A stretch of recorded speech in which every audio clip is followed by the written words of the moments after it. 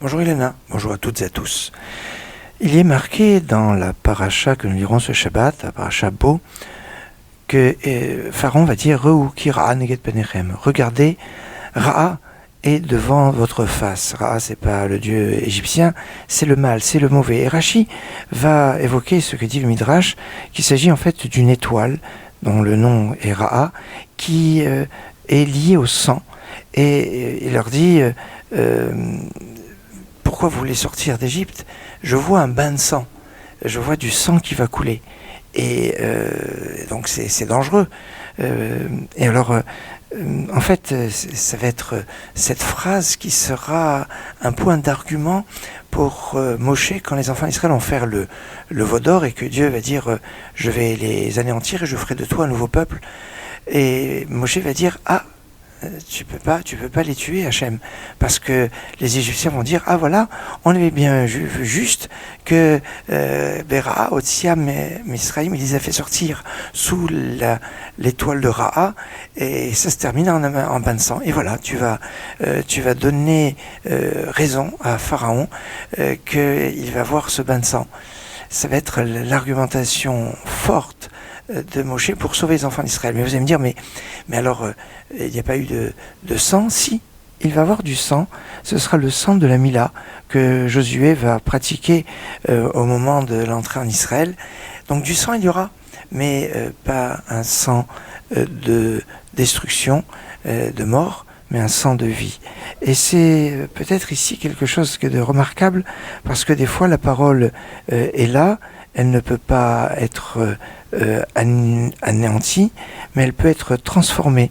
C'est un petit peu ce que de retrouver quelque chose qui est négatif en positif. Dans la Gemara Rosh Hashanah, page 17, on dit que si on était rachat, on était méchant complètement à Rosh Hashanah et que Dieu a décrété qu'il ne doit pas avoir très peu de pluie et qu'on va faire teshuva dans le courant de l'année, et bien cette pluie va tomber exactement au moment où il faut, là où il faut, et elle va servir dans les meilleures conditions.